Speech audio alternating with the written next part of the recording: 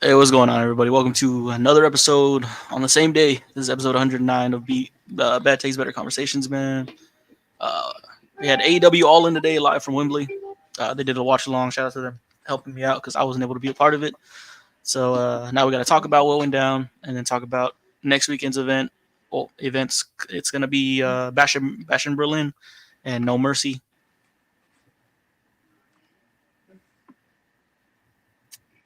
Oh man. Oh, oh brother. Oh brother. Oh, out of all people. Man, 19 minutes. I think that's like it's a record. That'd be a record for Donnie, man. Of like shortest wait time for an episode of his to start, man. But nonetheless, let's get into it, man. I'm one of your hosts, Russell Spot, Axel, man. Hey man, I'm another one of your hosts, Rod, and so I was a part of the AEW All In watch along. It was a great time. We appreciate everybody for coming out and watching the stream with us and watching All In. We hope everybody actually enjoyed All In. I thought it was a great show, but we're going to talk about it actually on here. And again, thanks to Crack and thanks to everybody else who joined us. And so now I'm going to hand it over to Crack. I mean, All In. I know everyone is the new thing now, or has been a while to chill in AEW. But when it comes to their pay-per-views, they got it. And sure, we may not like the who won certain matches, but if the worst match is Jericho, I think that they're doing just fine. Especially the last couple of matches, the MJF Ospreay cooked, the main event. Oh my god, I'm starting that main event. But overall, that whole card, if I had to give it a 10, honestly, a solid 8.5. It was. Nothing really egregiously bad, which is surprising to AEW recently. Man, we're about to get into all of that. We're going to start with the AEW review, man. Skip past the 0 hour, but to open the show, we had... What do we have again? To start the show, it was the trios and the ladder match. There we go. It was the London Ladders match. It was between the Patriarchy, the House of Black, the Bang Bang Gang, and then Bang Gang, and then the mystery team was Willer Yuta, Claudio Castagnoli, and Pac. Pac ended up getting the win. It was a pretty good opener. I wish they didn't go with the random team. If the Patriarchy was going to lose, we'll find out why later. If they were going to lose, I kind of wish it went to a team that was more established as being a team. And my pick for that probably would have been the House of Black. Maybe just give it to them back. But what did y'all think of it, man? I thought this match was actually fine. It's kind of what you would expect from a multi-man ladder match. Just a bunch of chaos and whatever. Kind of on the same boat as you. I wish the Patriarchy would have won just because they just recently got the titles. And I thought they could have obviously done more with them. But unfortunately their reign got cut short. I don't really know why, but I mean, and then I guess I was telling Crack earlier on the stream that I assume that this was done just to get Pac his moment in, overseas in England. So I'm fine with it, whatever. But I think the Patriarchy should have definitely held on to it longer. But this was a fun match, very very great opener to start the show. Actually, a multi-man ladder match with a lot of chaos. So I don't really agree with the both of you. Great ladder match. And shout out really the Patriarchy because all of them did their own thing, especially Mother Wade when she was attempting to climb up the ladder with her heels, the pepper spray, the whole group was just doing some of the usual best stuff. And then if they were going to retain, like you guys said already, and I agreed with, it should not have been Pac and the mystery team because why? There's 3 other trios right here that could have used this, but. It is what it is with there. You can say wrong winners, but overall, a great match. That was our thoughts on it, man. Next match we'll get into, I think we can spend a little bit more time on this one, is Mariah May and Toni Storm. I don't know why they went with this one so early. I think Axel said it on the live stream. They should have switched this one and the Mercedes one to push this one closer to the main event. But regardless, this match was good. Storytelling was good. She randomly slapped her own mom, which I thought was insane, bro. Crazy. Then I really loved the finish. The finish was perfect. But Yeah, Mariah May, the right winner. What did y'all think of it, man?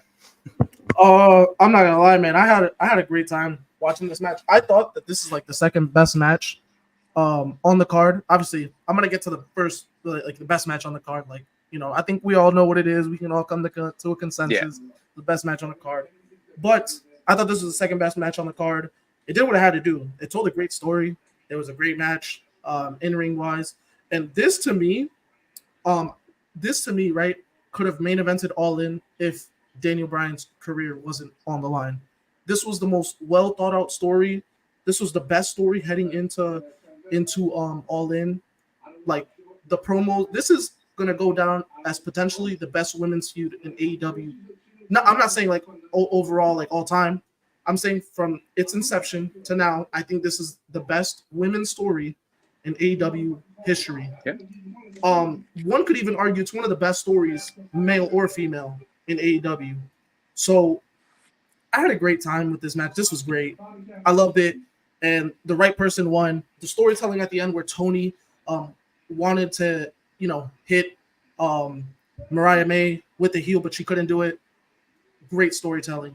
And then, just to finish, man. I think she ended it off with I forgot Tony's finisher, right?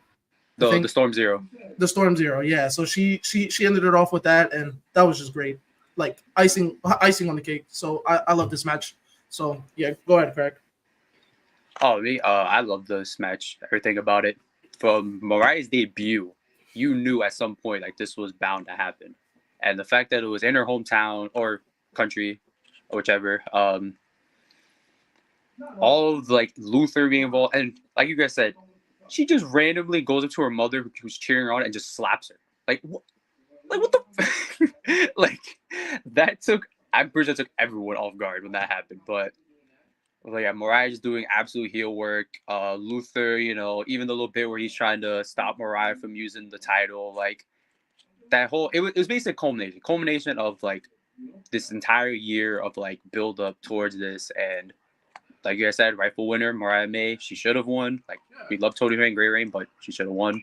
So I got no complaints about it. 10 out of 10. Do what we need to do. I think up until the main event for me, this was my favorite match of the night. But yeah, man. Next match, man, was Hook defeating Chris Jericho for the FTW Championship, man. Kind of what you expect is this might be the. I don't know which one was the worst match of the night. This might be it though. But yeah, in the end, I didn't expect this to be anything crazy. Hook regains the FTW Championship. I honestly I didn't really care for this match because I almost had it predetermined, and like I assumed that Hook was gonna win, and honestly I didn't really have any expectations for this match because Jericho's just not like that in the ring anymore, unfortunately. And Hook he's subpar, like at best. Like he's okay. Like he's not anything super crazy. So I didn't really expect much from this match. The ending was great with Hook and Taz kind of getting their moment together, and that's kind of all this match was just a moment at the end, and that's it. The bathroom break match. I saw the post online. I just see like this drove like of just people waiting to use a bathroom during Jericho's match. So that should already tell. Yeah, I don't know what Jericho has like brainwashed or put into people's heads that this is great because it stinks. It has stunk for a while now, and thankfully Hook can now remove himself from the Jericho vortex now that he's champ and do something else. This gotta move on. This gotta get moved on. We done with Jericho. We are indeed done with not with the learning tree, but with Jericho, man. He's just a character at this point. Yeah, I think that's I don't enjoy his in-ring stuff by any means, but I just think he's a troll and I think it's hilarious. So that's the best part about him right now. Yeah. But everything else, hi guys, and then everything else is kind of. Oh wait, question: did he sound? You rewatched it, right? Or you watched? I was watching live the whole time. Did he sound bad, like on the mic, like singing? Like when he was singing? But I mean, at times, but I think it's because the fact. I'm not gonna lie. I think it's that, and then I think he meant to I think he was also kind of playing it up a little bit because you're not supposed to enjoy. He was trying to make everybody's like He's trying to heal on everybody there. Oh, Lisha, that's real. Yeah, shout out to Taz for being a father and stepping in. That was Real. that was a real moment. FTW rules. Nope, not everything's allowed. So Hey, screw it. Help your son out. And this is why Christian can never touch Hook, man, because he has a great father. Real. Why I think he's never even attempted to look at Hook because he knows he got nothing. I will say what Glister's saying here. What's next for Hook other than just always competing for the FTW title? Is there anything that y'all would be interested in him seeing him with? I don't know. There's no character development from him. I feel like he's been stuck within this and you were just talking about the Jericho Vortex crack, but I think he's stuck within his own vortex. I'm not gonna lie. I think it's because I was saying because recently the group he was in, him, Joe, and like Shibata to combat Jericho in his group. I personally thought that was like a cool, like badass group, and if they actually wanted to do something with it, like screw it, like make a trios titles run, like just simply be 3, dudes who can just suplex, chop, basically just murder people. Have their own little like murder group. But other than that, I mean, yeah, it's kind of hard for him because he's still like developing. It's still also like so green in a sense of like like his promos and a bit with his like in ring, but I still think you just pair him with the right people, do a couple like simple stories, like have Taz be involved because you saw him at the end of that match. He still wants to be involved in a sense, especially when it comes to helping out his son. So I feel like they can still be of use. Like Hook can still be like elevated in AEW, but I wouldn't say like it's like a vortex. It's not like Jericho bad. Like yeah. As soon as we get through the All In, we'll get through to the Passion Berlin. Another thing, Lisha, you were saying about like Hook going to NXT. I'm not gonna lie, I think that's the biggest issue. Kind of stepping away from the wrestling stuff. Darian, you have to draft. Oh shit, appreciate it. Okay, so going back to NXT, right? I honestly think that the reason Hook has not moved up the card is simply because of Taz just always saying that he thinks his son should always go to NXT or WWE. I think that's part of the reason. I think I have a feeling that that's probably rubbing some people the wrong way, and that's probably why he's not moving up the card. That would also do wonders for Hook though, because NXT it really would. I'd say and he wouldn't be able to get away to just keep that same quiet character for like too long. They would eventually force him to talk. Yeah, like Shaw, like or give him a mouthpiece. Like yeah. Either him with like Robert Stone or something. Like, ooh, that'd be perfect. Yeah. But yeah, that was that match. Up next, we got another one. I'm kind of glad that they got these out in the first half of the match. This one, the one we just talked about, and then the next one, the Young Bucks defeating FTR and the Acclaimed. This one, I am so thankful. Party. Sorry, I am so thankful. This was only 12 minutes. Even then, because I thought they were gonna give him like half an hour. Oh, God. What did y'all think? Go ahead, Crack. You can go first. Like, what more to be said? We have 3 teams. Let's be real. They don't need to be champs. Like, we got Acclaimed, who's ice cold, with Max Caster not knowing to shut the fuck up. We got Young Bucks over here. Oh my God, don't even get started on them.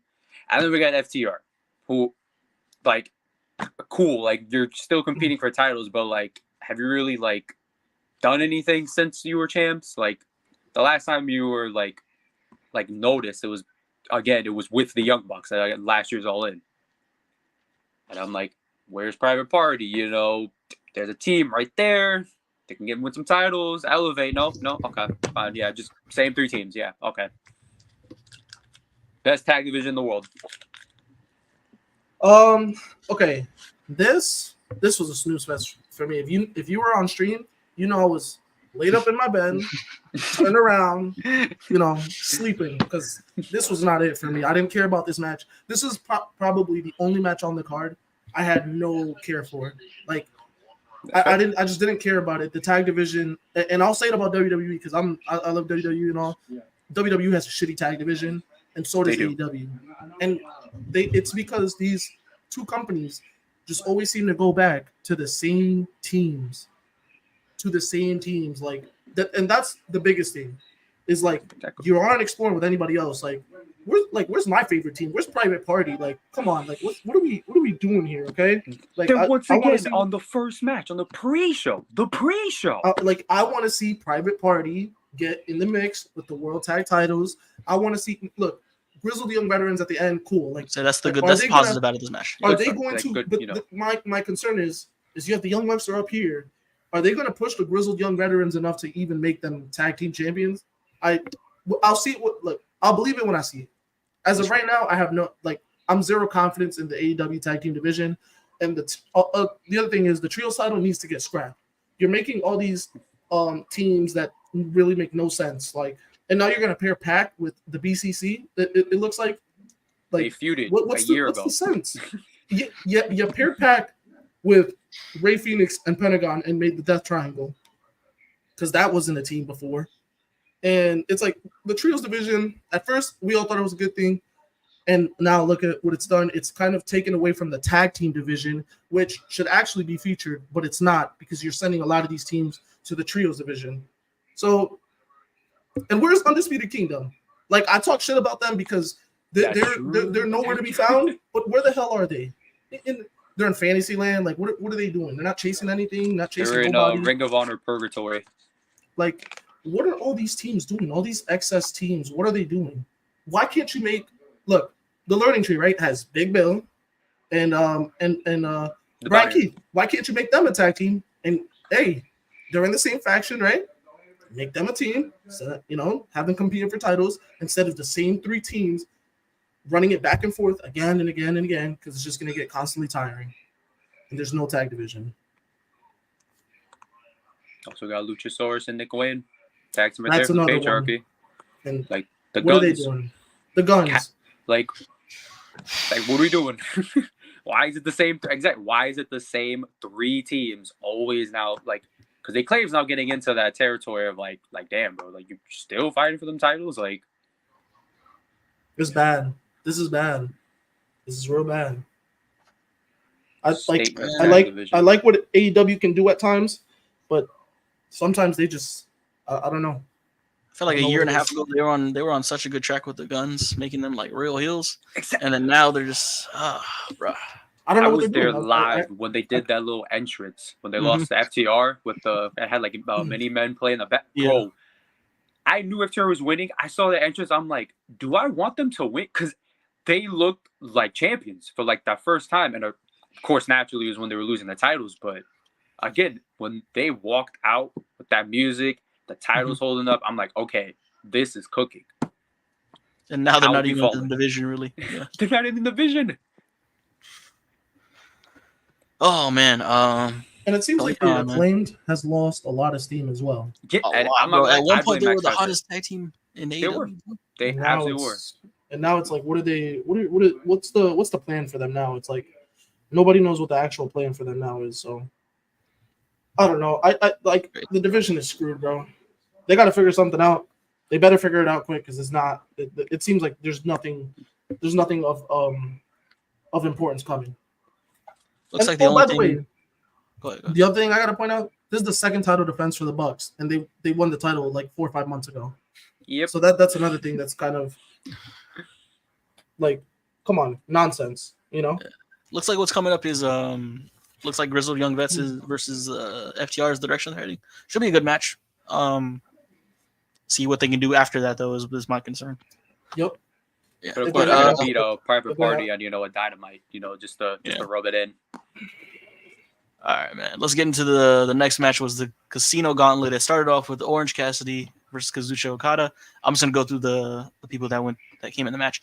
We got Nigel McGuinness. That was a good surprise. We got Kyle O'Reilly, Zack Sabre Jr., Roderick Strong, Mark Briscoe, Hangman Page. I thought he was gonna win it. I thought he was gonna be the one to win it. Then we got Jeff Jarrett, who got a crazy pop in London.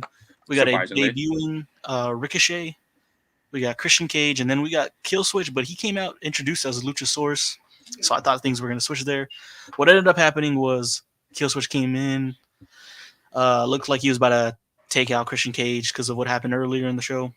But he decides to go against his better judgment. He gives a chokeslam to Kyle O'Reilly and puts Christian Cage on top. Christian Cage is your winner. So I'm not gonna lie, man. This should have been Hangman Adam Page. Look, like Christian winning. Okay, cool. They're not gonna put the world title on him. I don't even. I don't see it. I don't know. I don't really see it. I don't know how it gets to that point. Or maybe if it does, maybe he's a transitional champion. Which okay, whatever. Like cool. You know, you wanna instantly put it on somebody else. And the thing is like my biggest frustration is you've been teasing this Luchasaurus thing for way too long. Like nothing has come of it, and by the time, and it's the same thing that happened with the Adam Cole and MJF storyline. You waited too long, and people just won't care about it when it happens. It's the same thing that's happening with this one. You're gonna do something, and people are just obviously not gonna care about it. I don't even think Christian deserves the world title. Hank, like at this point, I'm not gonna lie. Deserves like, crazy. That's a little crazy, a little hot or take, but maybe not deserve, but doesn't need a world title. He's already established. I'll say needs a good. That's a better word. yeah. He doesn't need a world title. I would rather give the world title to Hangman, who's doing absolute really good work with the world with like being a heel. And there's a story there with him and Swerve, but obviously Swerve's not champion anymore. But you can also make a story because there is history between Hangman and Danielson. There's a lot of history there. Yeah. So let's just hope that, like, I don't know, something has to happen, but Christian needs to win the world title. I mean, that is fair to say that Christian doesn't need to hold the world title, but I would just say like the work he's put in, like since becoming like the patriarch and this big heel, like it honestly like merits. Like I know he had the TNT title, don't get me wrong, that was still amazing. But I just feel like, and especially because he was never gonna get it like in WWE like that. He's not gonna title like so. I feel like if it were to happen, like that's fine. I did also think it should have been Hangman who won this gauntlet, but hey, I said Ricochet did look happy as hell doing his flips, but we got like that. I mean, we got Nigel. When Nigel pulled up, Bro, that was fire. I marked. Low-key, I'm not gonna lie. A little part of me thought he was gonna win it. An evil part of me was like, "Yo, if he wins this, what if he wins? Over Danielson, him and Danielson would be crazy." God. I would have brought a loss. I'm like, that would be the biggest hater of 2024. But nah. Hey man, I hate on Ricochet a lot. I'm not a fan, not even in the slightest. But you could tell there was a clear difference the way he looked out there versus how he looked in his like last year or two in WWE. Yeah. He just looked like he just moving like a new man. It was different. Like, of course, he always done that like crazy stuff, but he just looked happier, bro. I was happy to see that. Like he moved like the flow that he moved like he was in NXT. Exactly. I just don't know. Ricochet is one of those guys that he's not world title material. Yeah. He's there in the mid card, you know. Yeah. That Ricochet and Learning Tree segment's gonna go crazy on like. Wednesday. Don't get me wrong. Like I don't like Ricochet, and he just looked happy.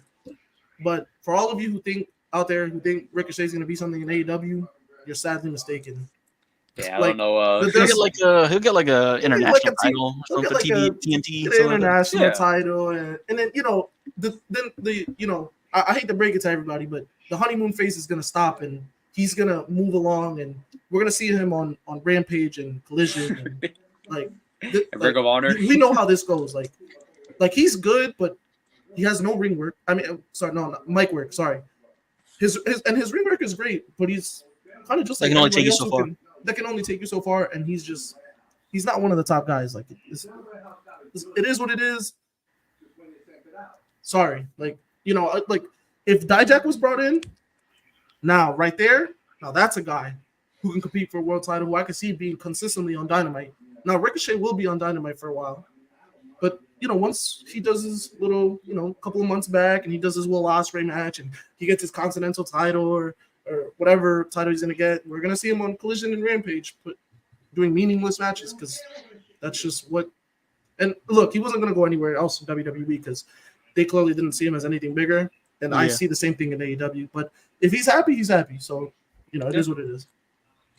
Also, did they mention the rules? Because I didn't. Because I thought for the I thought it was like a usual elimination the whole gold. time. Yeah, I thought it was either like over the top or like you had to Mm-mm. pin everyone. I didn't know it was just like the So- first fall. No, so that's why it's called a gauntlet. Mhm. A gauntlet match usually is a match where pinfalls need to occur. Like look at WWE 2K24. Look at the gauntlet matches. They're all pinfall matches.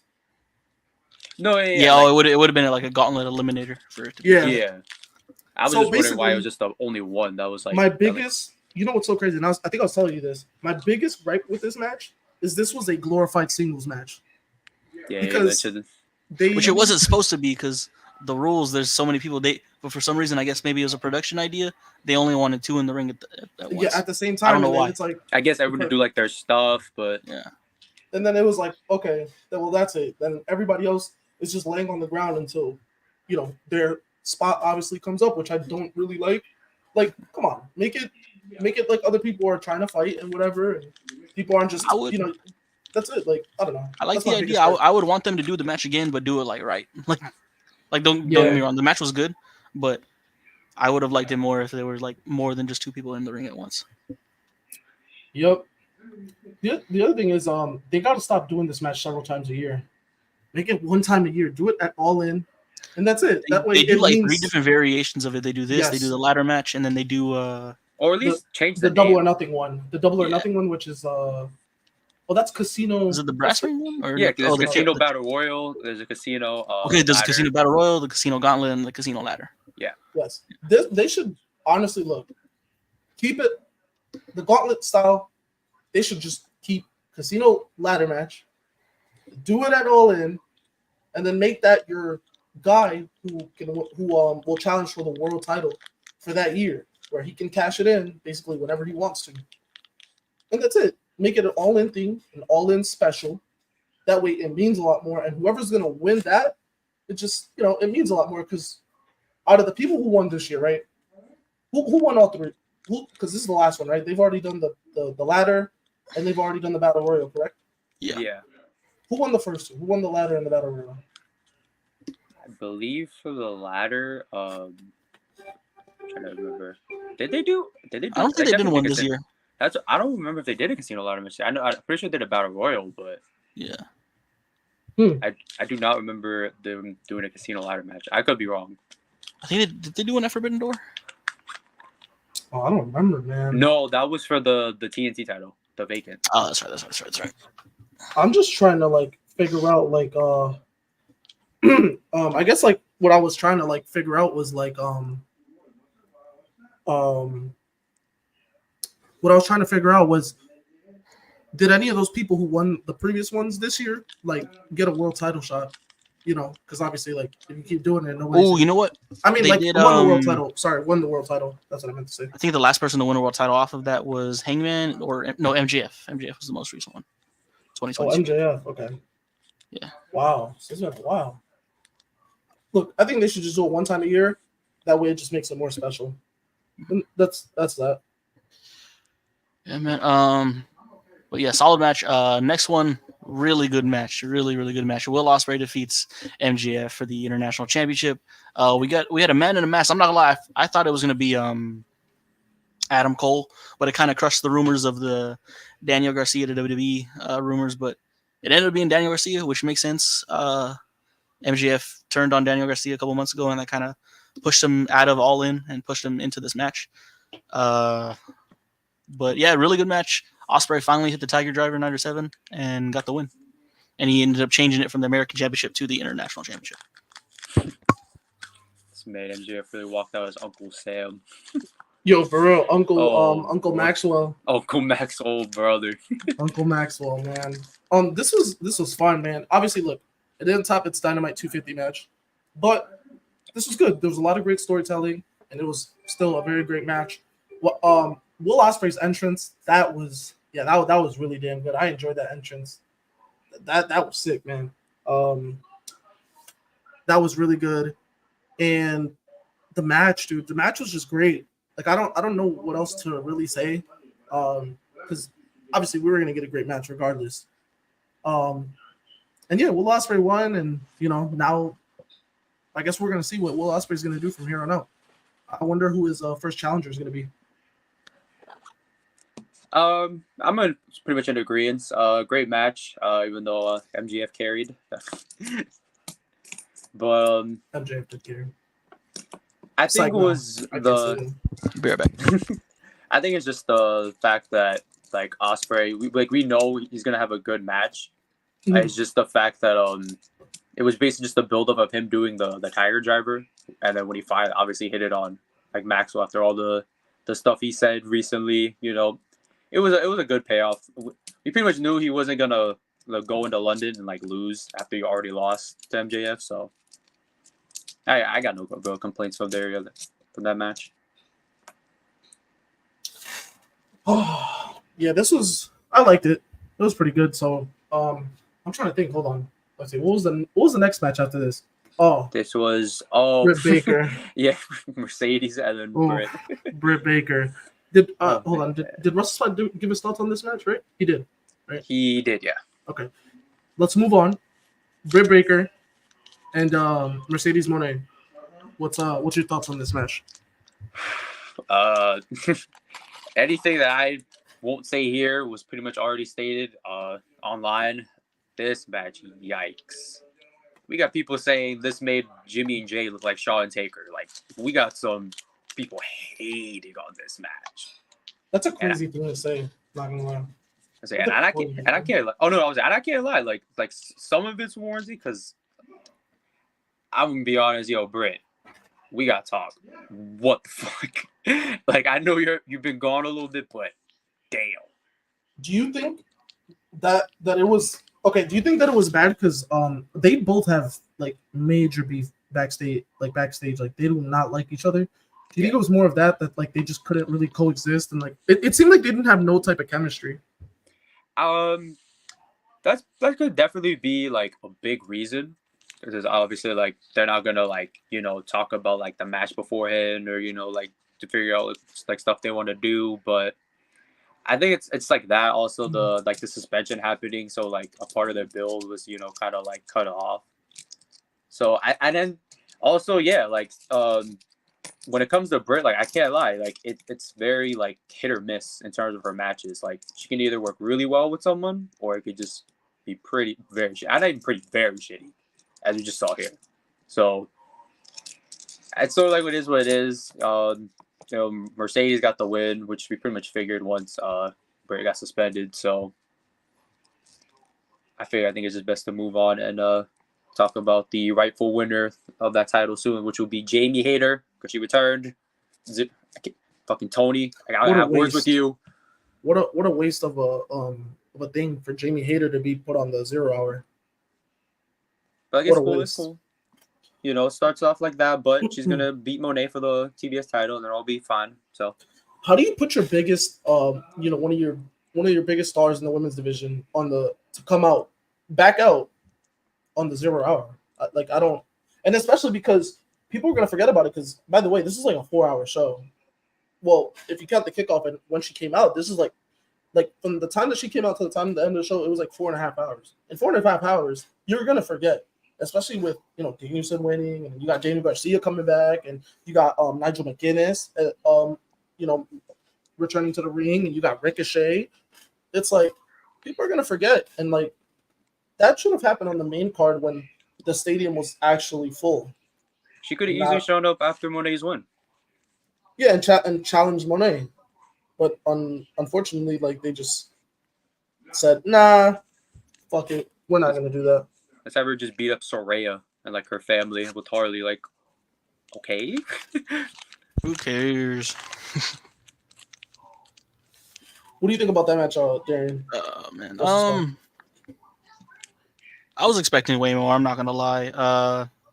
Especially out of the two talents that were in there, Mercedes is really good. Britt's really good.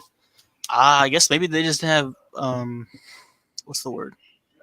Well, first their story wasn't hot going in.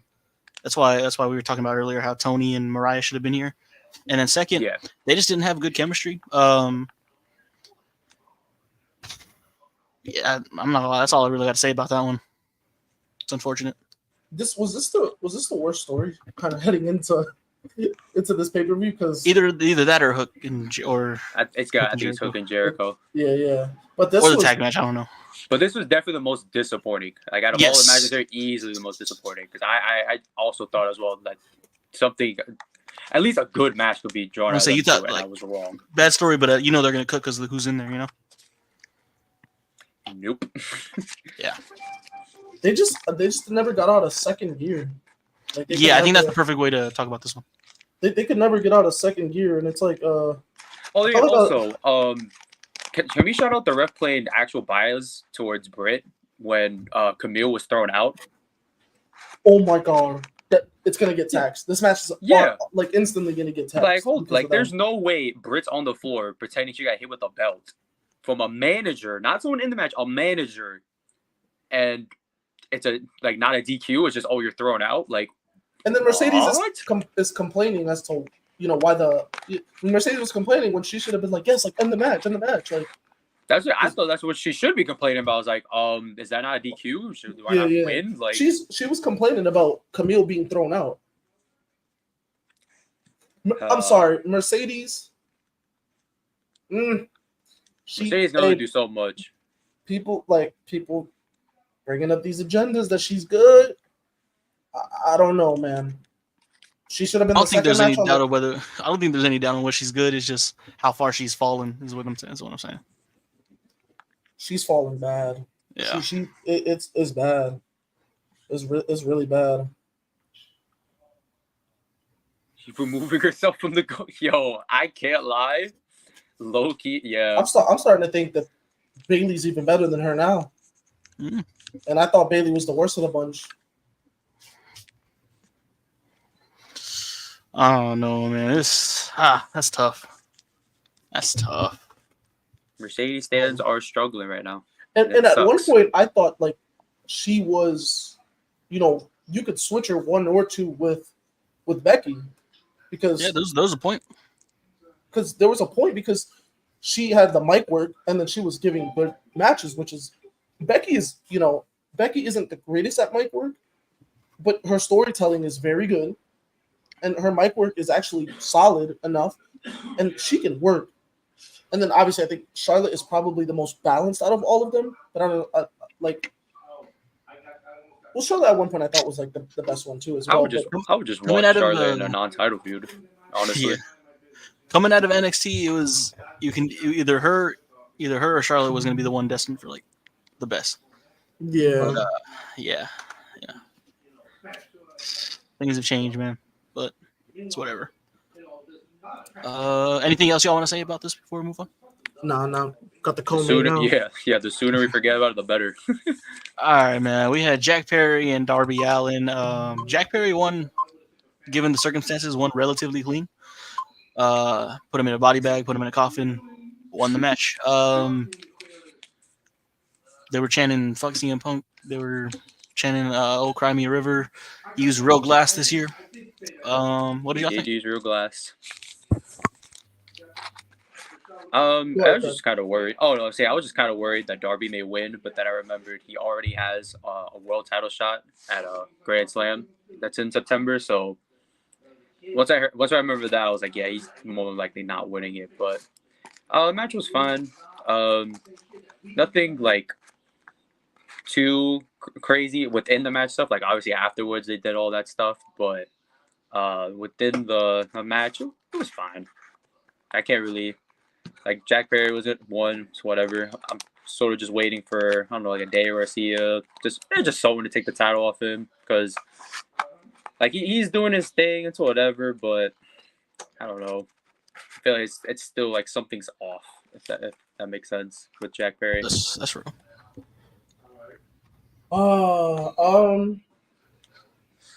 This was okay. I can't state much else except this is just okay. And Darby Allin's just fucking crazy. It's crazy. Dude came out, and I didn't notice it until the match actually started, but he came out with thumbtacks. Oh yeah. All over his face. And then taking crazy bumps, doing the suicide dive straight into the coffin, and they were gonna light his ass on fire until Sting came out. So that was a very good moment that Sting came out and actually saved him. Other than that, this match was okay, and I wonder if they're gonna continue the feud or not. I'm not sure. Probably not, but knowing how Darby's like a TNT title merchant, he may. I'm hoping not, because Darby's about to have a feud with Danielson.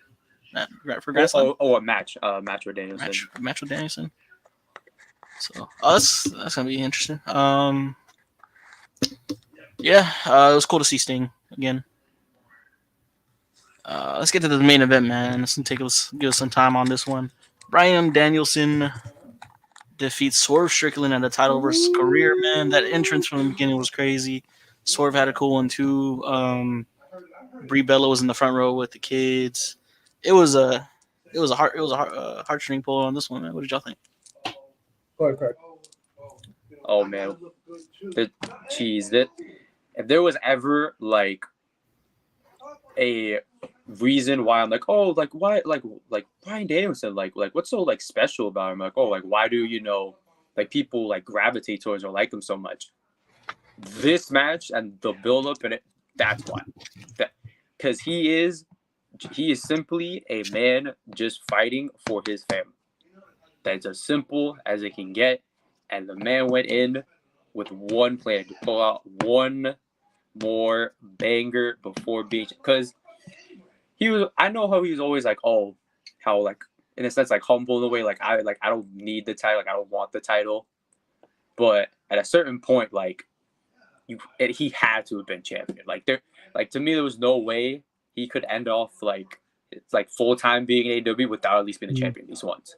And even here, like throughout the match, like Swerve doing his absolute best work I've possibly ever seen. This man's over here stomping out Danielson in front of his children, like. And then also with Hangman showing up, still continuing the feud, which I think was great because that gave sort of like not an excuse, but like a reason for like Swerve later on. But I think everything about this was great. I have absolute zero complaints about that match. And if I see one singular Brian Hogan post on any Twitter time, I'm going to lose it. But other than that, hey, it's selfish season, man. That's exactly. I've been telling everyone that, 2024, we are selfish. All right, that man has put over and elevated too many people in this lifetime. We're done with that. So we gotta get ready for 2025. Yep. That's the same thing. Yep, he's gonna be 17 and he's gonna be a Grand Slam champion because we are selfish. Let's go around. Bro, this is gonna go down as one of AEW's greatest main events ever. This match was, this was crazy, dude. This match, storytelling, wrestling aspect, just everything, dude. One thing I will say, Danielson's always gonna find a way to bleed, dude. How the hell did he get dropped on the back of his and he bled from that? Logistics. Like, I don't know, but this was great. This was a phenomenal match. I actually enjoyed it from start to finish. The ending was crazy. Psycho knee. I think what point that it was, I was going like fucking insane. There was a certain point at the end of it. You'll see it on stream. Like we were all going insane. It was like a psycho. I think it was a psycho knee. Like they were just hitting each other with like the craziest things. Didn't Swerve eat a Busaiku knee? Like he hit the post and just went. Actually, I was like, oh shit! Like I was like, actually lost it there. I'm like, nah. This was like wrestling masterpiece. And this should be put up in the what's that shit called, the Louvre. Oh man, the Lavore. What is that? What it's called? The Lavore. Wait, hold on. I don't know. Let me spell it out real quick. Louvre. It's a museum. And it's like a museum of like art. This was what that is. This is like Picasso. This was art. This was professional wrestling at its finest. All praise to Bryan Danielson. All praise to Swerve Strickland. They both absolutely killed it in this match. This will go down as one of the greatest main events for AEW in its history. And yeah, I absolutely loved it. I was going absolutely insane. You can I be thought I was very gonna, proud, Tommy. I thought I was gonna have a heart attack watching this match. Oh man. I thought I was gonna have a heart attack. So if a match can get you to actually like be close to having a heart attack, then it did its thing. What I love about this match is that Swerve was like well in control all the way up until Hangman came and cost him the match, Yep. or got his mind out of But also the he goal, also did the classic like heel thing, like taking like too much time, which that's like I yes. sort of also kind of like gave away. But even then, like it was honestly like 50-50 split for like a lot of people. Well, yeah, for people like say me, and then like everyone else also thinking that like Swerve would retain. Man, what a phenomenal match! Absolutely fantastic. I was so 50-50. I didn't know who was gonna win, man. But didn't think Darius did the win. See, that's it, and that's fair to say because he low key was the underdog in the match. Like people really thought this was gonna be his last match. I didn't expect. I'm not gonna lie. Like Glister was saying, I did not expect Danielson to win.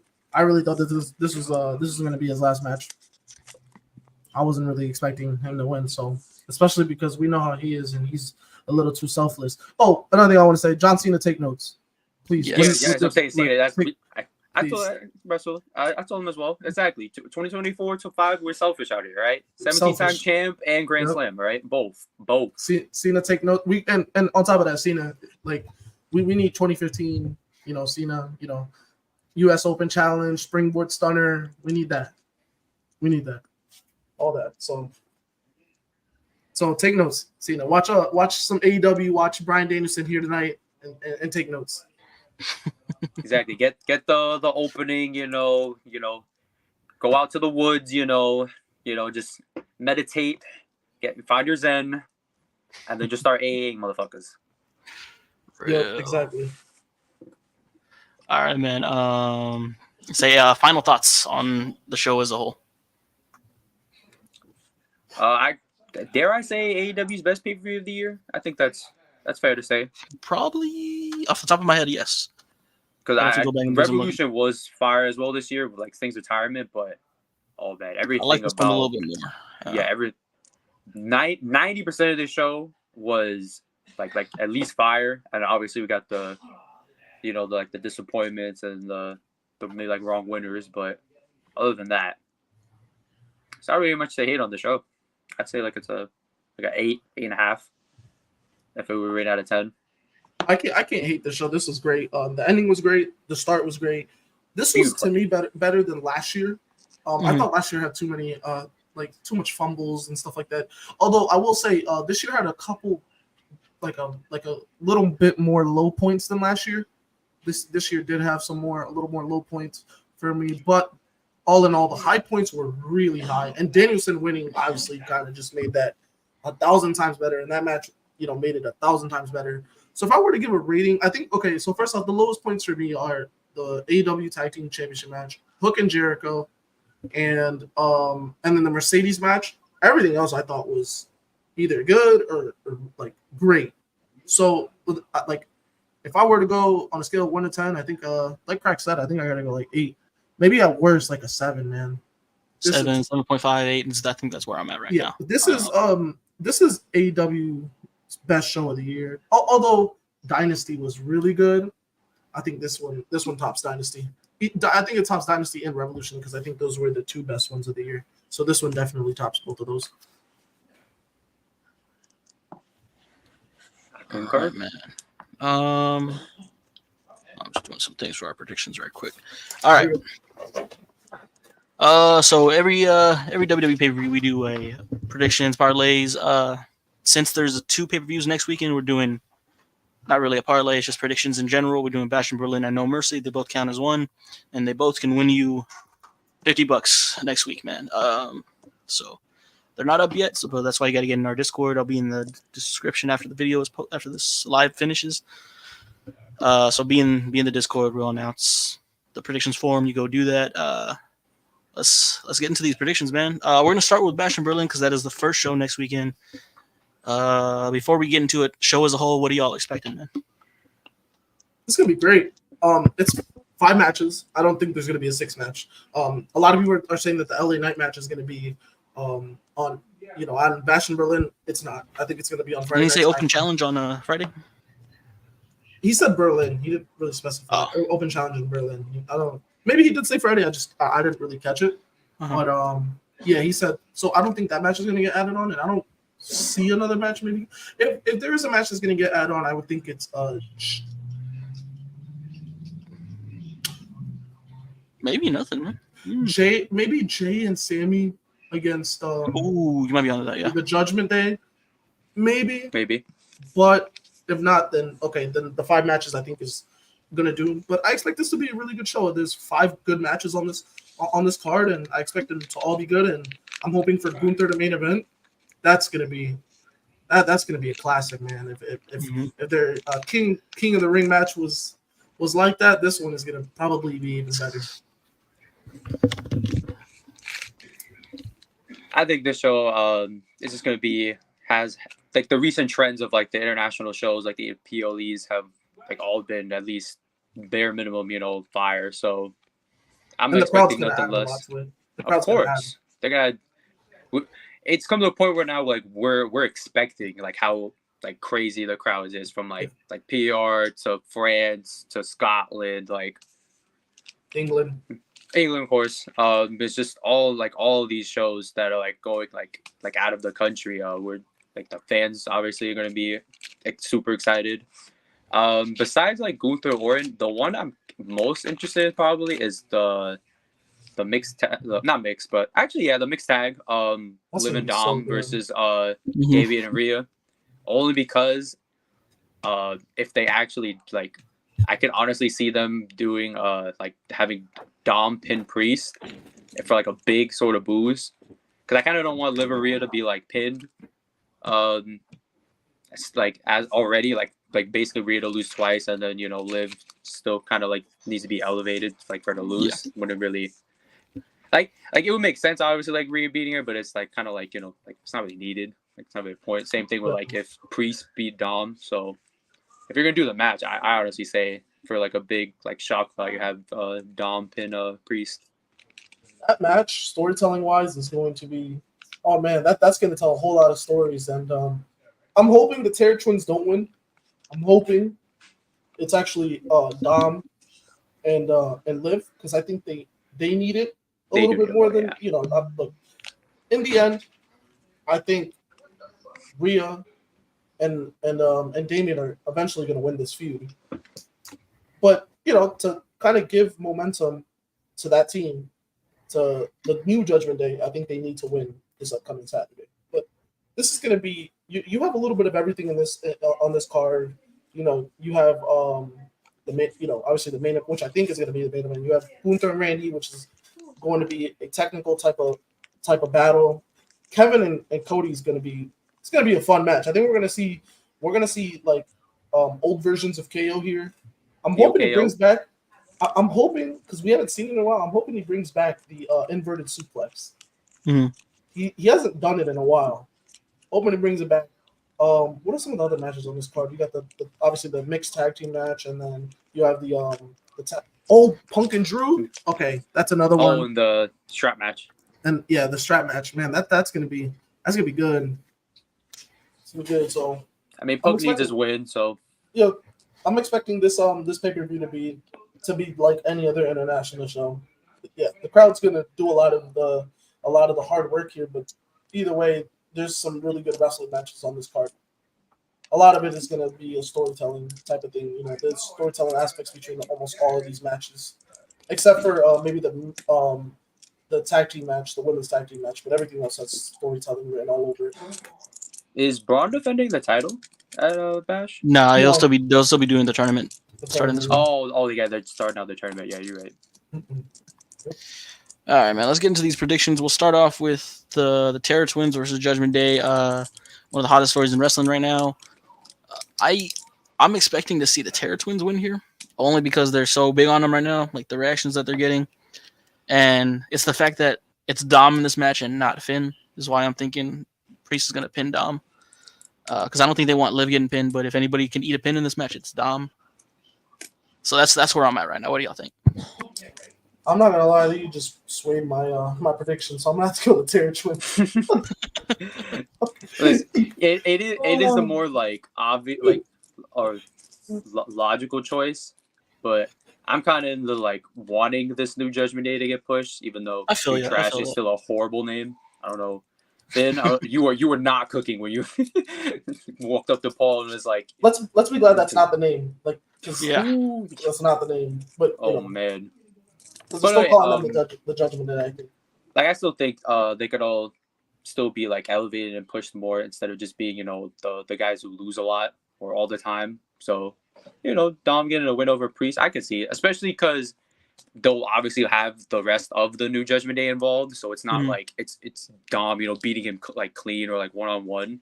So I think if any group be able to pull that off, like Priest losing to Dom, yeah, it would be with the rest of Judgment Day. No, Tommy's not here, unfortunately, but he also chose the Terror Twins. I'm just letting y'all know for our week 2 of our predictions. I'm not gonna lie, man. Okay, so I see Liv obviously winning her feud against Rhea. Damien and Finn, that's a tricky one. I don't know, bro. I don't know. And so who's gonna actually win that? That's a tricky one. Because I want to say Damien, but he has a lot of momentum, and he's not gonna lose it even if he loses this feud. Yeah, and like Finn needs him more, but do we trust them? That's the real issue. Needs to win more. Like he needs to win this feud to kind of push himself back into a main event scene. But the thing is do I trust Triple H to actually book Finn Balor to win? I'm not too sure. So, but yeah, that's kind of my take on it. But yeah, the Terror Twins are gonna win this one. You just fucking persuade me to. Yeah, I'm like mostly confident in that one. It's just Dom. It's just Dom. Dom just takes too many L's, man. Yeah. Like Dom gets pinned all the. And I know Liv's not taking a pin. No, she's not. And Rhea's not taking a pin, and Damien's for sure not taking a pin. So it has to. I'm not. Yeah, I don't. I think Damien's at a point never where know. he can't take. He can't. I'm not sure if they're gonna give him 2, pins in a row. I'm not sure. Yeah. Up next, man. The Unholy Union versus Bianca and Jade. I'll let you one of y'all start. No pop, no aura. I'm not lying, man. This one's tough because while I do want to say Bianca and Jade are going to take these titles back, I can also see the Unholy Union also winning this one. Yeah. Well, I'm gonna let Crack start off with this because I don't even have a prediction for this one right now. I mean, it's just the state of like the women's like tag division. It's like they get some time and like it's cool, but like the fact that it's Bianca and Jade again, it's like you either are we gonna start this feud with them or not? Like that's what I'm trying to figure out because we're near the end of summer. This easily can be a Mania, like a build to Mania, any one of the nights. So I'm just looking more forward towards that, and like so that's why I'm kind of hoping they don't win Bianca and Jade. Like if you're gonna I'd rather just give it to them like the more like established team, and that's going to be established to the future instead of Bianca and Jade. What do you think, Russ, as well? I'm not gonna lie. I might let you go first because I might need a little persuading on this one. I'm still like stuck like dead middle. Okay. So I'm gonna go just because I don't even have a prediction, but I'm gonna have to go with the Unholy Union. I kind of like what Crack was saying because the thing is they've only had the titles for 2 months, and if you want to build this team, like actually build this team, then do it. Go for it. I'm gonna believe that Triple H actually wants to build this team, especially they just added a new member. You're not gonna make them stronger. That's true. By losing. So they just added a new member, and if you were to have them lose here, then the faction is kind of just thrown to the side, and it doesn't mean anything anymore. And Bianca and Jade have already won it. Obviously, they put it on them so that they can at least establish some type of prestige to it, and in the meantime, until they can get some challenges, and the Unholy Union actually came out, and then Now there's a bunch of other tag teams that they're starting to establish, like the Fusion Collect, whatever they're fucking called. I don't That horrible Pure name. Fusion Collective. whatever. That dog shit Yeah, name. damn. Like, there's a lot of teams that are starting to kind of come around. So I think the Unholy Union are going to win here, especially just because they got Blair Davenport added onto their group now. So I'm going to go with the Unholy Union. But this is a tough pick, so I'm very nervous about this one. I think I'm gonna go with the Union too. I feel like maybe I'm hoping there's something for Bianca and Jade here that kind of sets the divide. I don't think the Yes. turn's gonna be here, but I think there's gonna be a divide here. I'm also gonna go with the Union, but at the same time, it's kind of like in their 2 weeks, it feels like they kind of like ran through the tag division already. So like, what's next? What's gonna be after this? I don't know. I hope something. But yeah, I'm gonna go with the Unholy Union. Up next, match 2 and what I believe is gonna be a trilogy strap match. We got CM Punk versus Drew McIntyre. I got Punk here. I think that third match is gonna be a Hell in a Cell, and I can't wait for that one. But I think this one's gonna be really good here too. I'm be very interested to see what the reception is for Drew there, because it's overseas and the overseas crowd love Drew. But at the same time, that is CM Punk. What do y'all think? I honestly think like this is okay. I like this. I like that it's a strap match, but low key, I thought it should have been a dog collar match. I don't know why. I don't really like. I don't think WWE's there yet in terms of. I don't really like the whole touching the four corners thing. Yeah. With the dog collar match. I mean with the strap match. Just I would have preferred if it was just a pin, like pin and that's it, right? Because touching the four corners. And we've seen some good matches over the years. Obviously CM Punk and Umaga at Extreme Rules 2009 was a really good version of it. My favorite one is Eddie Guerrero, JBL, and JBL. That's a classic, man. If they kind of go in that direction of what Eddie Guerrero and JBL were doing, this can it's be like very good. These are like the light signals on it too. Yes. If they can go that direction and kind of tell a story there, and hopefully there's some blood because I think this feud deserves to. It definitely needs some blood. Like I know it's still like not safe or like practical. Some of it needs. I'm sorry.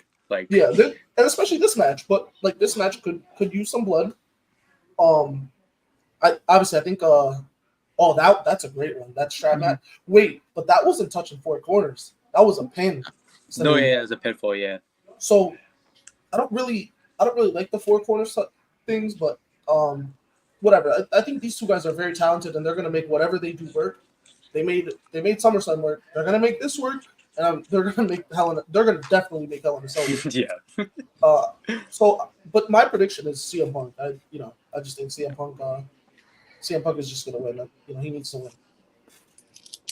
Yeah, I'm in agreement. Obviously, since Punk lost at SummerSlam against Drew, he's gonna need a win back. It's going to be his first, big win since that injury at the Rumble. So I'm really got nothing like too crazy to say. Like it's going to be another great match. They whip the hell out of each other with the straps, and they definitely could make the touching corners thing work, especially if they do a finish similar to Great American Bash where. Eddie won at first, but then Kurt's like, well, actually, JBL touched it first, so technically he wins. And you could do something like that with like Punk and Drew, like Punk touches it first, but it actually was like Drew on like a replay, and they can even get Drew the win there. Like I doubt they'll do that. They'll probably just more likely get Punk the win, like the simple win, the flat out win, yeah, for the third match, but. If they do something like that, I would really personally enjoy it because that elevates it even more. Because that is like now Punk needing to beat Drew because he doesn't want to get swept. That's what I was. I'm not gonna lie, like the way Triple H books, I can see him doing something like that because I think that's like he doesn't want to make things like look at the way he made the match at SummerSlam where Punk was so infatuated with the with the bracelet that like. Punk's thinking that like, yeah, you beat me, but I was more of like, kind of infatuated with the bracelet kind of thing, and that's why he wants to scrap. Yeah, I beat myself. I kind of beat myself, and I'm hoping that this match, I think they're gonna do something that kind of leads to like what you were saying, because I just think that's how Triple H books, and he's a pretty smart booker when you're trying to set up these type of blood feuds like this. He's usually pretty smart with that, so I trust him to do something that'll maybe not exactly what you said, but something along those lines could work. I think this will be I'm not like there's no wrong winner here. No. Because like Crack said, I was along the line of thinking of if Drew gets a win here, then Punk can be like, hey, I just need one more time and then put it in Hell in a Cell, where you can't like have logistics help you get the win. But Tommy also took Punk, shocker. That should be a really good match, man. After that, we got Cody Rhodes versus Kevin Owens. This is your lock of the night. If you want to put money on it, put money on Cody. I got Cody Rhodes. I got Cody. I think there's two locks of the night. It's Gunther and Cody. Yeah. It's definitely two locks. Yeah, Cody's not losing this, but I would love to see how vicious and I guess heelish Owens could be in this matchup. Y'all think he taps into that this match? Y'all think he taps into that this match, or not yet? Maybe it'll have moments, but I don't think he I don't think he's turning heel. Yeah. I don't think he's turning. I don't think he's turning heel. Like Phil just said, he's turning heel after the match. I don't think he's turning heel for like at least a couple more weeks. I'm gonna give it a couple more weeks. I'm gonna give it maybe a week or two down the road after the show. Or maybe he doesn't turn heel at all. And maybe the guy who's actually going to turn heel is Randy Orton. So maybe that's the case. I don't know. Look, we got a kind of like a little preview, if you want to say, this past Friday. It looked like KO was going to hit Cody with the belt. There's a possibility that he does turn heel. But it's also the thing. It's like if KO turns heel, is it only just for this feud? It's like, what is he going to do after? I don't know if there's much for him to do. But then again, if you do turn him heel, then you can pair him up with a guy like you can go pair him up and have him go up against LA Knight for the US title. But at the same time, SmackDown doesn't need heels. SmackDown needs baby faces. Yeah. They're struggling. Austin Theory, hurry up, bro. Yo, Theory, where you at? Like that is the biggest issue. Is like I think they should keep Kevin heel because the SmackDown roster is there's not enough good baby faces. And Kevin's a great baby face. Like literally the only good baby faces on SmackDown are obviously Roman Reigns now, and then Cody. But Roman Reigns isn't there all the time, so obviously gotta have people that are there consistently, and it's just LA Knight and Cody Rhodes. That's it. I mean, LA Knight and Cody Rhodes. So I think keeping KO face is a good thing, and just have Randy turn heel and keep KO face. It's bad when the tag teams are over here fighting off the bloodline with DIY, the Street Profits. Like, I don't mind that though, because it's like everybody's trying to say it's a bad thing. I was saying in the sense of there's no big single stars going after the bloodline. Yeah, I like how there's they're starting to display more of the tag team division over on SmackDown. You got teams actually trying to fight for those titles. I'd like to see now you have these two teams, right? You have the Street Profits and you have DIY. I'd love to see more teams Pretty Deadly. Yes, boys. Pretty Deadly, and I gotta be missing some other teams, man. I mean, you could also say Legado, their teammates. And it's Cruz and Joaquin. I want to see some some more teams kind of fight for the title. But this is a good start. Okay, I will say, DIY continuing them not forgetting hey, the bloodline beat us, and then them forgetting and then being off TV for a while, right? I like how they're consistently being put on TV, and you have the Street Profits also trying to fight for that. Maybe we see another DIY and Street Profits match where the winner goes on to be a number one contender, maybe down the road again or something. But obviously, I don't think the Bloodline's going to lose the titles anytime soon. It's just a matter of who takes them and when. So, but yeah, Cody's my pick. The lock of the night. One of the two locks of the night. One spot I do want to see here, or like a couple spots, is just I want Kevin to tease the apron powerbomb on Cody, but like go against it. This is better judgment. Maybe the title somehow ends up in the ring. He's looking at it. He's like, I can't do it, and then that's gonna lead to his This is gonna lead to him losing. Yeah, that's what I want to see. But Package Hey, power man. driver appearance. Oh. Hopefully, there it is. I definitely would love to see that. And then for the main event, I think we all kind of established we know who's winning. Gunther versus Randy Orton should be really good. What do y'all think? Oh, this is going to be a technical masterpiece, man. Randy said it a couple of weeks ago. He said, "What do you say? What two people did he refer to? Ricky Steamboat and he referred to people on Monday Night Raw a couple of weeks ago. I think it was like Ricky Steamboat and Flair. Maybe that was the reference that he said that's what this match was going to turn out to be. This is going to be just a technical masterpiece. And if King of the Ring was any indication, yeah, this is going to be it. And Randy, it was the perfect person to challenge Gunther for the title, like being his first defense, because it is the only asterisk to Gunther's world title run, because technically he didn't really beat Randy. So getting that out of the way early in his reign is really get it out of the way early and actually establish him. And not only that, because in the process he beats a legend. He beats somebody who's thought of highly in the WWE, and that's Randy Orton. So it just adds on to Gunther's title reign, which I think is going to go on for a while. Absolutely. I think instead of it being like a technical, I'm sort of seeing it more as just like a strike, like basically like we're treating Orton that he's also like a hoss, because I did not know. Oh my god, sorry. Okay, I did not know for a while that Orton like really like bulked up, along with basically having the Randy Orton body. Like I think they said now he was like 280. I'm like, damn. That's what I'm saying. And he looks the exact same. So I'm expecting these two to just beat the absolute hell out of each other. Do we see for a period some Ludwig? Maybe. Try to like cost Orton a little bit, but Ludwig Orton feud would be cool. Oh, absolutely as well. After for a little bit, if he cost him the title, it'd be a reason for it. But I'm more like it's Gunther, Randy Orton, like. It's a lock who's going to win, but the match itself, that's even more of a lock, as it's going to be an instant classic. That's real.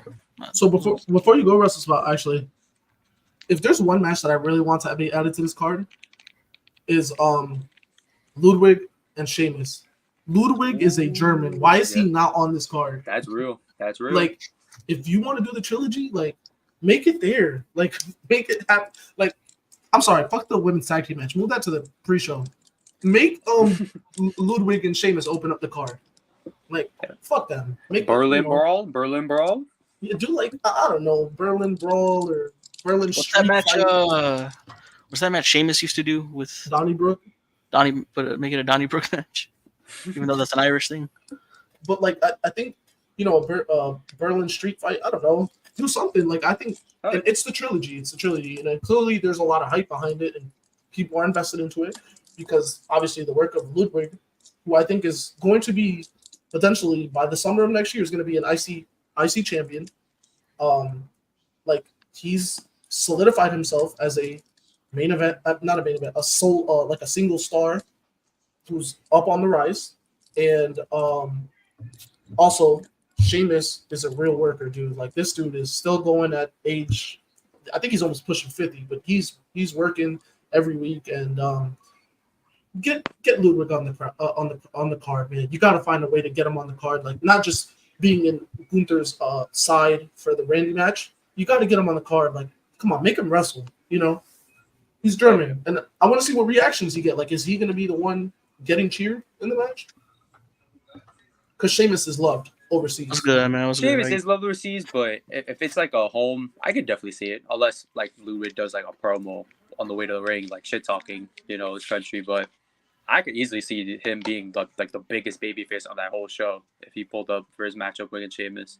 If they were to put that on the card, which I mean, hey, I can easily see that, and I would love to have those two, bro. They do not. The first 2 times they wrestled, it did not miss. Low key, a couple of months ago, what I was fancy booking in my head was I thought Ludwig was gonna fight Gunther for the world heavyweight title at this show. Like just having like a gentleman's scrap, man. Like, you know, two guys, two friends going at it, and it boosts Ludwig. You know, Ludwig's it boosts him up. What's going on, man? Appreciate you joining, man. Welcome, man. But it boosts him up and solidifies him even more. And me personally, that's what I thought. You know, obviously the German, the real German, because Gunther's not German. Gunther's from Austria. Yeah, he's Austrian. He's not German. So I thought that should have realistically been the main event. But I'm fine with the Randy one. But you got to get Ludwig on the card. And like I said, him and Sheamus this is the trilogy. Why not, man? The first 2 matches have been very good. So, if I'm correct, this is the first pay-per-view that does not involve any of the bloodlines since 2020, right? Yeah. Oh yeah, this does not involve since SummerSlam, because well, I mean, because he said we'll just say SummerSlam because we'll say at some point in the pandemic. Yeah, because he already had Paul Heyman by when he won the title. Yeah, that's insane, man. Wow, that's crazy. It's the first one. Mm-hmm. Man, but we'll get plenty of bloodline throughout the rest of the year, and especially Mania season. Excited for that. Final boss makes his reappearance, his yearly appearance.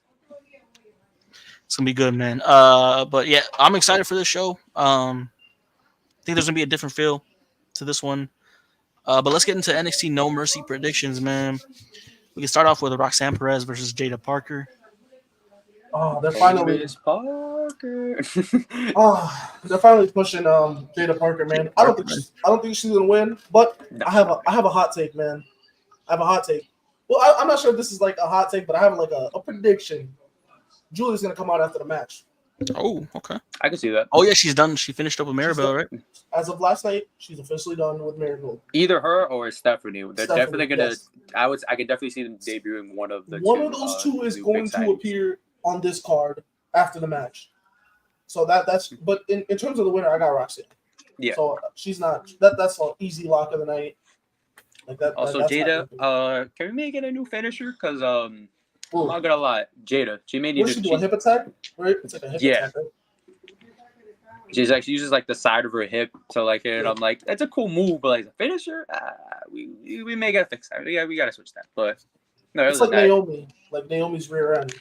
Exactly. That's like, cool move, but the finisher don't kill nobody. Oh man. But yeah, Roxanne. I mean, honestly, now that Tony's reign ended, now for like in terms of all WWE, I know Athena's killing in Ring of Honor. The best women's, maybe even the best reign in terms of all like wrestling right now. I say it's Roxanne Perez. Yeah, she's been, and it's crazy. It's only gonna ramp up. It's like it's like it's so crazy to say that it's only gonna ramp up because like Delta's coming in and you got McCare coming in.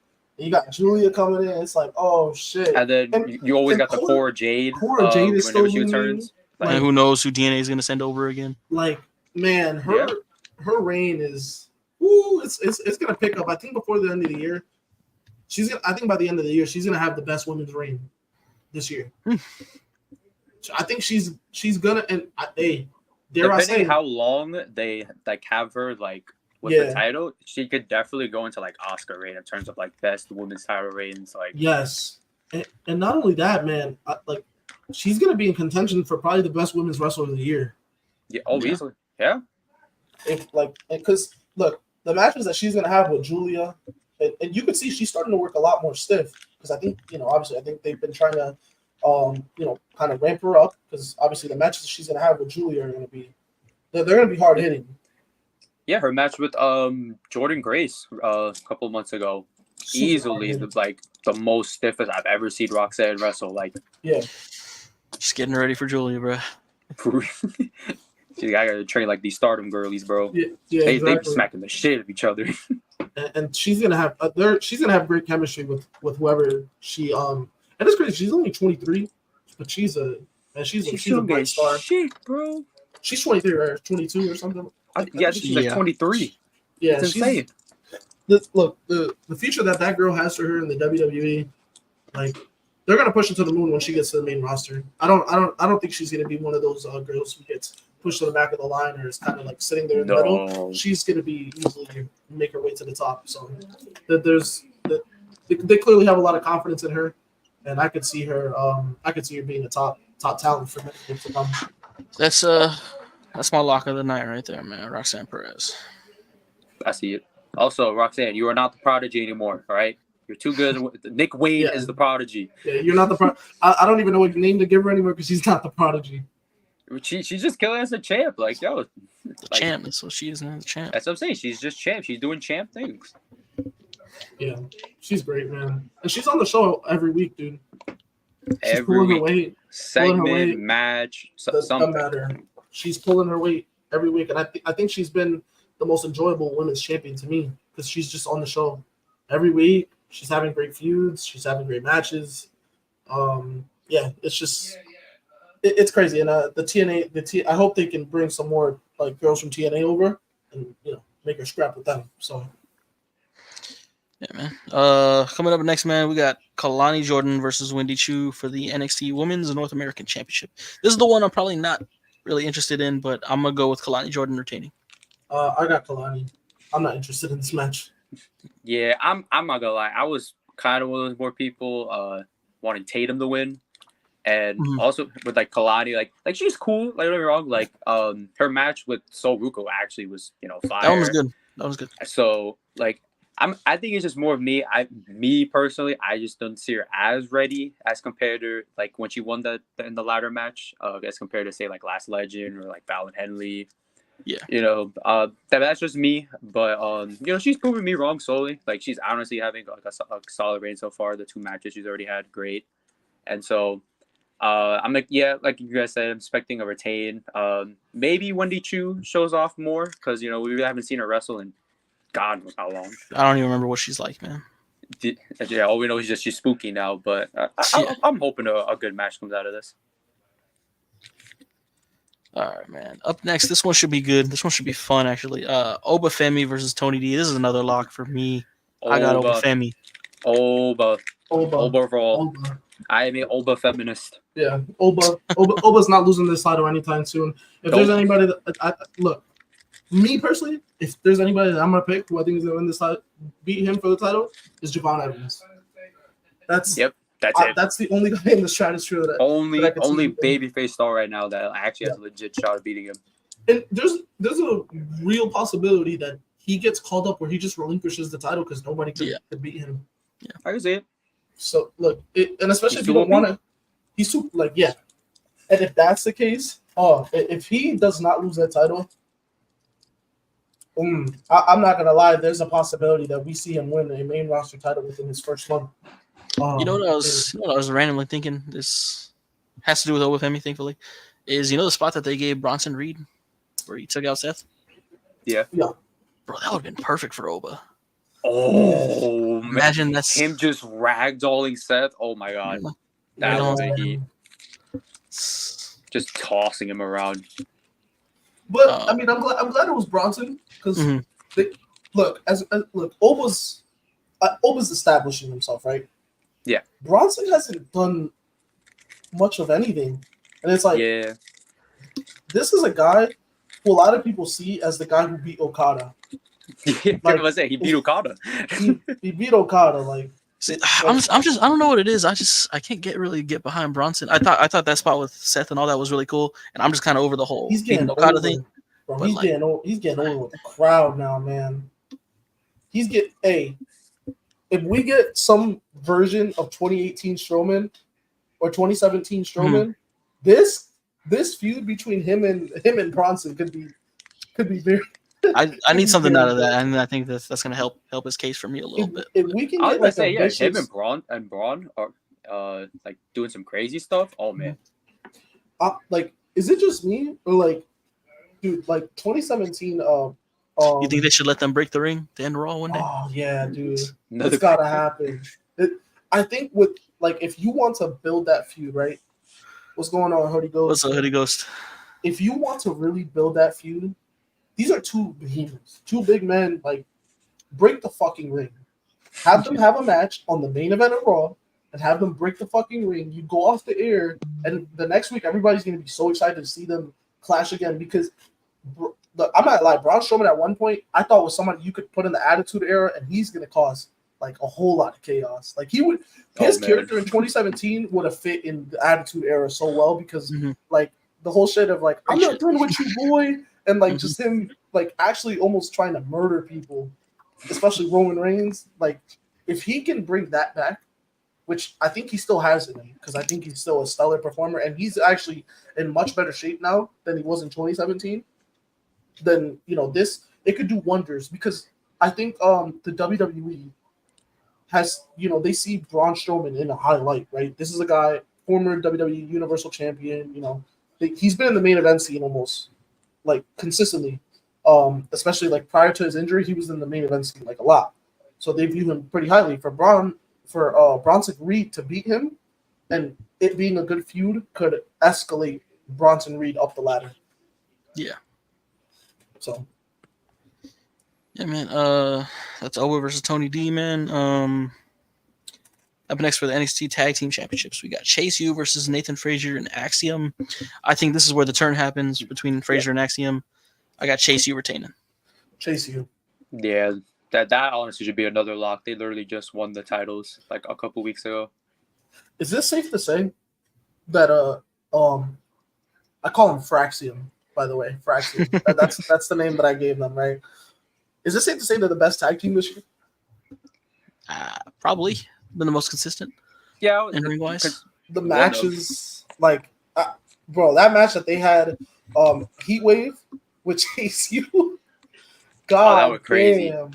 The Wolf Dogs also. Damn.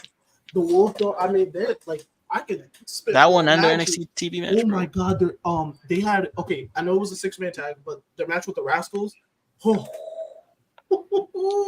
I'm not gonna lie, man. Like they're killing it, and they killed it this whole year. They brought some prestige to that NXT title, the NXT Tag Team title, because they were defending it, on weekly shows, on pay-per-views, and putting on banger matches. So I think NXT has the most consistent tag team division. NXT definitely does compared to like main roster WWE, AEW. I don't really watch too much New Japan, so I can't really say much there or like anything else in Japan. But at least within the US, I think they're the most consistent with the tag teams is the NXT. Yeah. And it's pretty solid. If you look at their tag team divisions, you got a lot of the Good Brothers, Fraxium, Chase U. I'm trying to think. There's I mean, they even Hank and Tank are our new team that's coming up. They even paired Braun and Baron, and that still worked out way better than anyone thought it would. I like this pairing of Apollo and Baron Corbin. I like the pairing. You do? I don't know. It's like hasn't done anything for me yet. Yeah, like I need to see more because it's still a little weird them like walking out together. That is just weird to see Baron as a face. I don't know. I don't know. I mean, I'm not gonna lie. NXT did wonders for him. Like they actually made him like a full blown like baby face, which I didn't think was possible. Yeah. But up next, man, this is honestly the match I'm most excited for.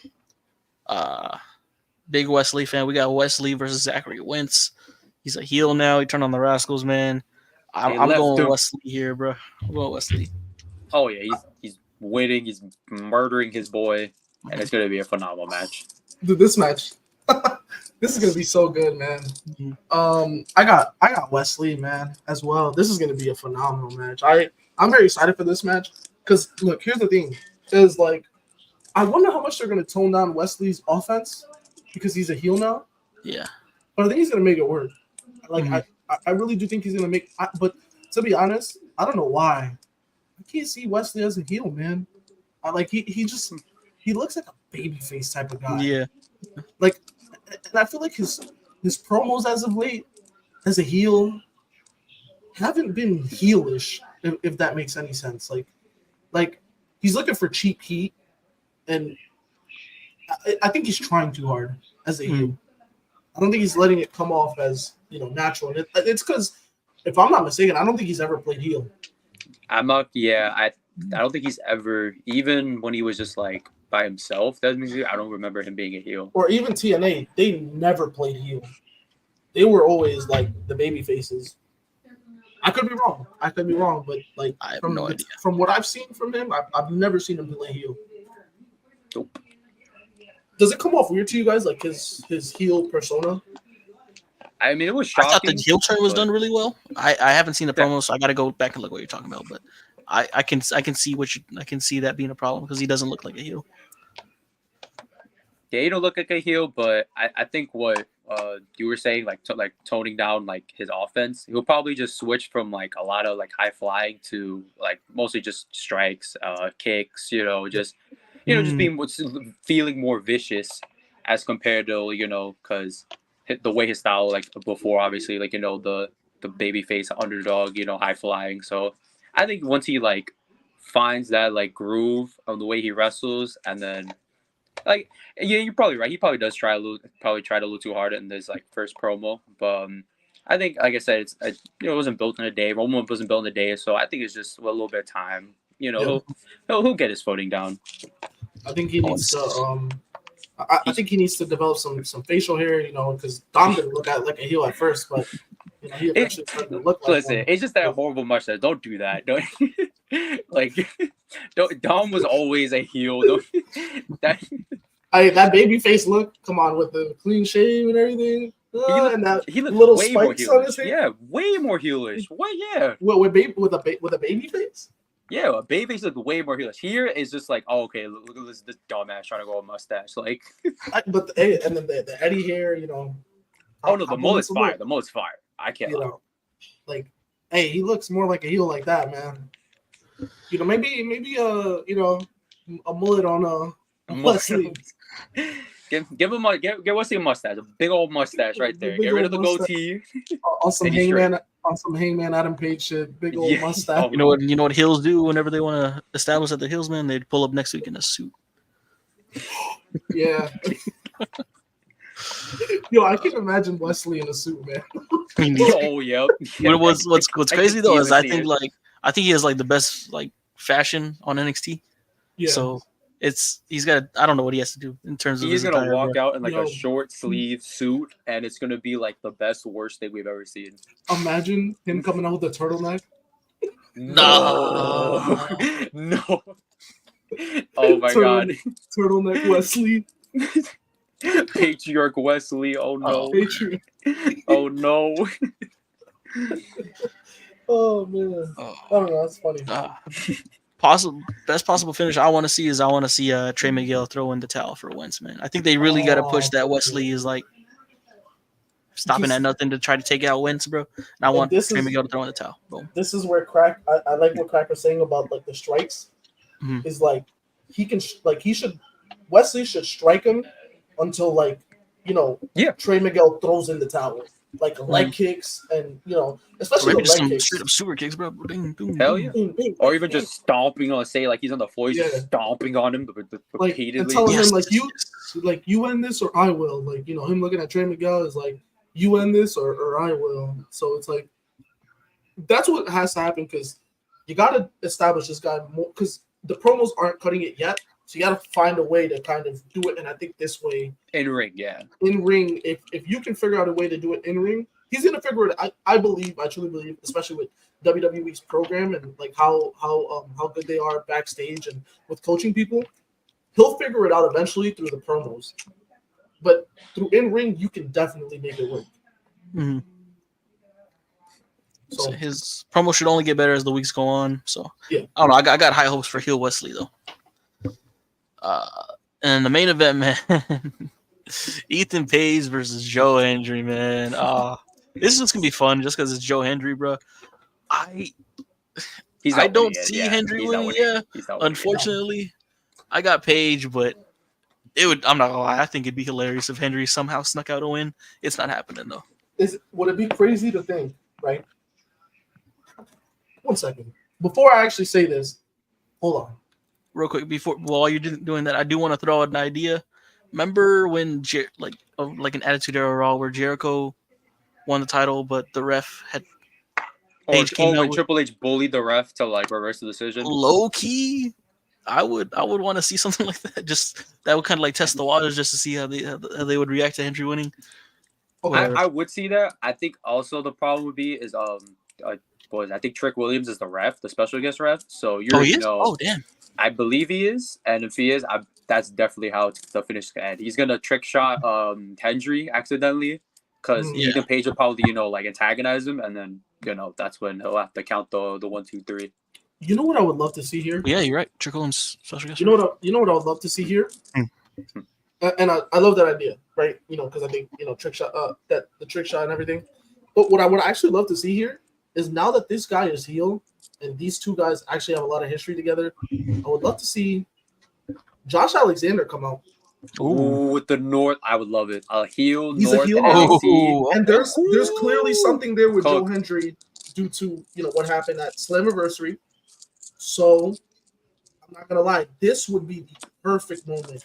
You want to reunite the North, and obviously, look, I don't think Josh. Oh man, Josh Alexander could win on Friday at TNA Emergence. I don't think he's going to. I don't think he's going to. But I would love to see that happen, where he costs Joe Hendry again. Like he doesn't like Joe Hendry.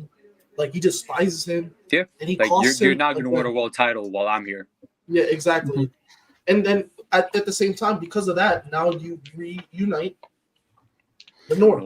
Yeah. And it makes perfect sense because now Josh Alexander is a heel.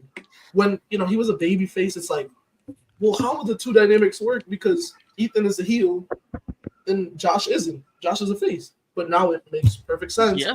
And Josh has history with Joe Hendry due to back at Slammiversary. Although I don't think that's going to happen, but I'm just throwing something out there into the world. I honestly would love to see. I feel like that's easy what they could also do. If Shawn Michaels is listening, that's just something. Just an idea. Just an idea. But it could be where Trick's taken out, and then that's when he pulls up. I could easily see that. Yeah, that would be great. And then the winner, I think, is going to be Ethan Page. I don't see Joe Hendry winning. But hey, Joe Hendry seems to be like a WWE contracted wrestler already because I cannot lie. Did you guys see he just showed up at a house show the other day? Like he's been showing up at NXT house shows. There's all these wrestlers now when he has TNA, bro, do something. TNA, get your man, bro, TNA, y'all got me going to a TNA show for the first time in my life. TNA has been around since I was 1 or 2. I'm going to TNA show, Victory Road, specifically to see Joe Hendry. Please do something with him, bro. Please. It's actually crazy, dude. They're having this guy literally show up on TV, on house shows. There's no other TNA talent that actually does that. Jordan Gray showed up twice, I think. She showed up to talk shit, and then maybe one other time, and then the match. So she had the Rumble, she had the NXT show in Las Vegas, and then she had a couple of shows on NXT live television, but she never showed up to a house show. Yeah. Joe Hendry has shown up to a house show 2 times already. 2. and by the way, talking about TNA, I would go, if I were you guys, I would go back and watch this past week's episode and just watch the match between Gresham and Charlie Dempsey. I heard that was really good. Dude, that is a phenomenal match. And then the finish is literally it is the most unusual pro wrestling finish you'll probably ever see. It's it's almost like a real life finish. I don't know how to explain it, but it's just it's like something real that could happen, right? Or that should happen. Something real that should realistic. Happen. Yes, the finish was super realistic. I'll check it out. So, really good match, technical match, by the way. Gunther, Cody Bryan, Joe Hendry are about to be world. Ooh, I don't know about Joe Hendry. There's a sneak already in there. Yeah, I don't know about Joe Hendry, but Gunther's gonna stay world champion. What are the percentages chances for that match? For Joe Hendry winning the title? I think there's always a shot. 0.1. There's always a shot. There's a shot. That's what I'm saying. 0.1%, because there is a slim chance, right? I'll be nice and say 5. I'll say 5. But I don't think there's much of a chance. Like, why the hell would a TNA contracted wrestler win a another company's world title? Now, and I personally thought the Rascals were gonna beat Chase U a couple of weeks back for the tag team titles, but those are tag team titles. That's different. Yeah, and also one of them is signed, like, so it's not like it's like the entire team wasn't signed, like that you can make a make a case for, but but like no, I don't think Joe Hendry is winning the NXT world title. Not in this world, not in any world. When he's contracted, then maybe we can talk about it. But as of right now, I think they're gonna give him a really close false finish, like a real close one. Do you think it'll still be over by then? By when? Like say his contract runs out, he can I'm not gonna lie. head to. He's not dying out anytime soon. I'm gonna say I think with the NXT crowd, I think he'll always be cool, and I think that momentum can carry over the main roster. It just depends on how they book him up there. But I don't think he's dying any. Look, if LA Knight didn't die, Joe Hendry didn't die. That's fair. That's fair. They're kind of both the same. They're kind of both like the same. Very similar in terms of how they speak. The way they wrestle. Like it's not their main priority. I will say that obviously LA Knight is probably gonna stay over, just because his mic work is so elite. Their gimmicks are pretty much based off fan interaction, so I think that's what helps keep them over. And they're not booked so crazy. Like they're not like they have losses, and I think that's what keeps people liking them. Is like they're not these heavily booked stars, but they're just good enough that people like them. But they also take losses where it's like, oh man, I just really saw like my guy lose. I want him to keep winning. So I don't. As long as they keep doing what they're doing, and it's cutting good promos and putting on good matches, they'll be fine. Because to the naked eye, like fans really like them or love them. Yeah, they're just super like people that you can like relate to, or like people that are just easily lovable, likable, whatever.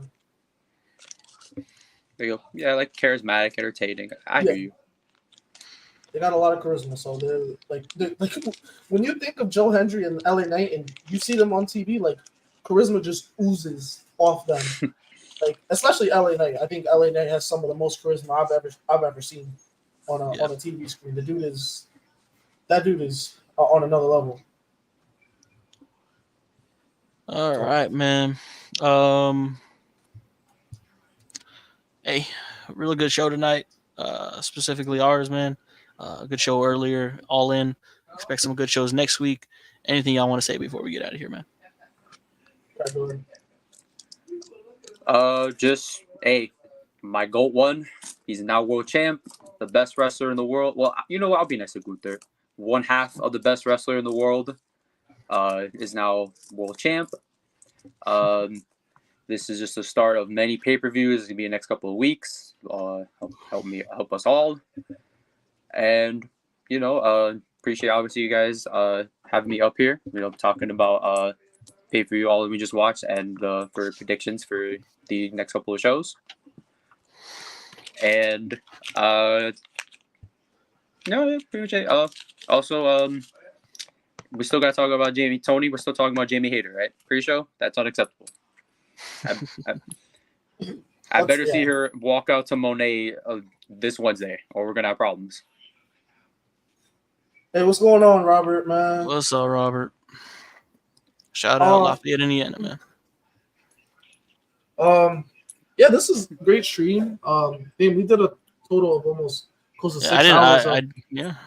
6 hours of total streaming today. Like, holy shit. But next week is going to be even crazier because, guys, next week we have Bash in Berlin. We're going to be doing a live watch along starting at 1 p.m. Eastern.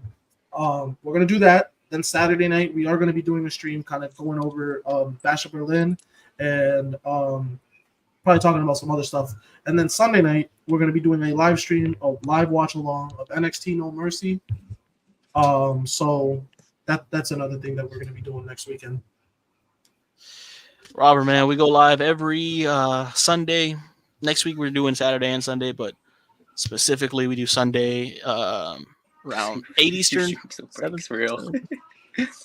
Yeah, for That's real. just spitting facts. And I'm trying. No by the way, Jesus. I just want to put this out there. I'm trying to push this guy up here. So go and harass WrestleSpot so that we can do a TNA Emergence live stream. I mean, I said we were going to do it. We're going to do it. So now that we have the official word, next Friday night we are going to be doing a TNA Emergence live watch along. Because SmackDown is going to be earlier in the day, so we're just going to watch that on our own. We're not going to do a live watch along for that. We're going to do a TNA Emergence live stream. That should be actually a very good show. I'm very excited for the love, man. X Division match, and I'm very excited for the main event, which Man. is obviously the Iron Man match between Nick Nemeth and Alexander. Josh Alexander. Yeah, but so I'll give you guys a rundown again. Friday night, TNA Emergence live stream. Saturday in the daytime, 1 p.m. Eastern, Bash of Berlin, live watch along. And then Saturday night, we are going to be doing a live stream covering Bash of Berlin. And we're going to also maybe talk about NXT No Mercy a little bit and kind of talk about some other stuff. It'll just be a quick 1.5 hour stream. It won't be anything too long. And then following that up, Sunday night, NXT No Mercy live watch along. So you got 4 episodes within the span of 3 days. So a whole lot of content for everybody. So yeah, stay tuned. And by the way, join the Discord. The link is going to be in the description. So once this live is done, go to the description box, click on the Discord link, join the Discord. That is where we post all our updates. Also Talk join wrestling, watch stuff. That's where we watched All In today. Yep. And also follow us on X and Instagram, BTBC Podcast. It's also linked down in the description. We will also post updates there. That way you guys are informed with everything that is going on. So yeah, great live stream. Real. The most random stray I've ever seen. Damn, Yo. you were just waiting to say that, huh? Yo, for real. You were just waiting. Oh shit. Hey, WrestleSpot put the link to Discord I'll also right put it there in the description after too. But yeah. So there you guys go. Hey man, we appreciate y'all. Shout out Crack, shout out Lee, shout out Ghost, shout out Rod, shout out Tommy. Hope he's having a good day, man. We'll see him. Y'all see him back next week. But with all that being said, after an hour, 47 minutes, and 30 seconds, we definitely appreciate you for still watching. We will see y'all Friday. I'm replacing Tommy. I'm just kidding. Be a bitch. Tommy, we miss you. Tommy's a bitch.